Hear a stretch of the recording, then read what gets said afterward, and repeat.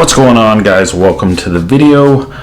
I gotta tell you, I have been buried for a few months. It's been crazy. Some days I felt like I just wanted to scream because I opened a scrapyard and I was not prepared for what I got into, to be honest.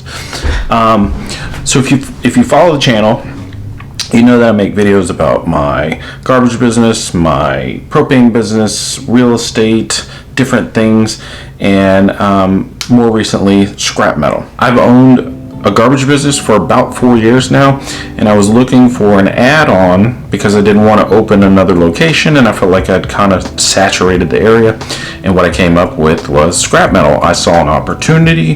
There was another scrapyard in the area that I felt like was pretty weak, and so that's what I did. Originally, I bought one machine and I think I hired one guy or two guys to help with the yard. I did not realize the power of selling the same customer a different service. It was almost overnight. It took off. Now, where all this has led to was I had extreme inventory problems. Things were coming in much faster than I could get them out. This went on for months. We opened in May, and it is now February, a year later. So what is that? Several months. For every month that we've been open, I brought in more metal than I sent out. All this is a blessing. I'm not complaining, but I had piles and piles and piles of steel everywhere, equipment everywhere that had come in to be destroyed. Aluminum, copper, brass, just everything piled up everywhere. And I staffed up and made some adjustments,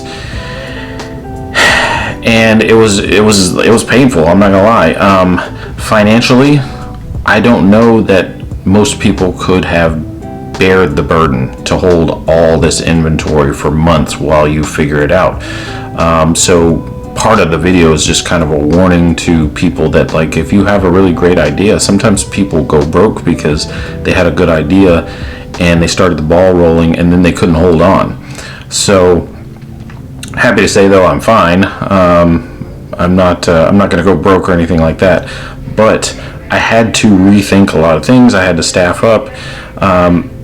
Here recently, I was able to pull down my inventory of aluminum and brass and copper and all that, and it worked out really well because prices had gone up. So I actually did really good on that stuff.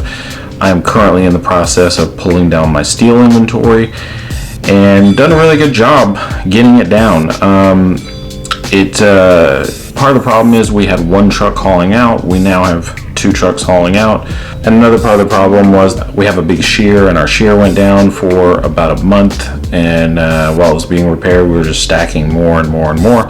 But for the first time ever since I've opened, I'm selling more metal than I'm bringing in, and prices are very supportive. We're seeing pretty close to a 1-year high on prices right now, so it's a very good time to bring down inventories, and that's what I'm doing. This journey has been nuts, I have to say. Like, I love the scrap business, and when I say I didn't know what I was getting myself into and stuff, I'm not complaining. I'm not saying that I second guessing anything I did, or that I wish I hadn't done it. I love this. I absolutely love it. Every day there's new things that come in that have a story associated with them. If you're willing to go out and work, there's really good money in it, and I think it's a great business. But if I could go back in time and I knew what was going to happen, I would have staffed up from day one, and I would have bought more equipment from day one. But like, hindsight, right?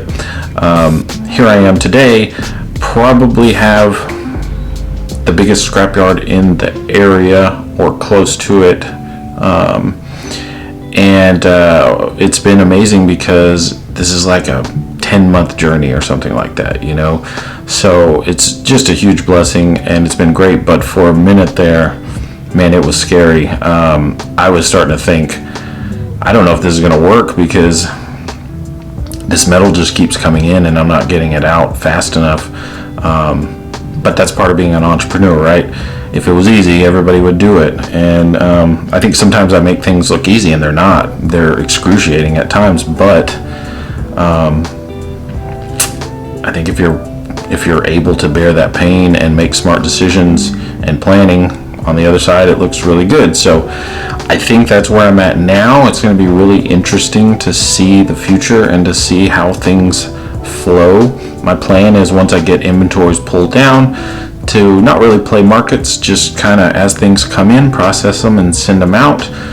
If there's a huge opportunity to play the market, I will, but for the most part, I'm just trying to keep things flowing in and out, and the margins in the business are good enough that I don't need to play the market. I don't need to play games with that.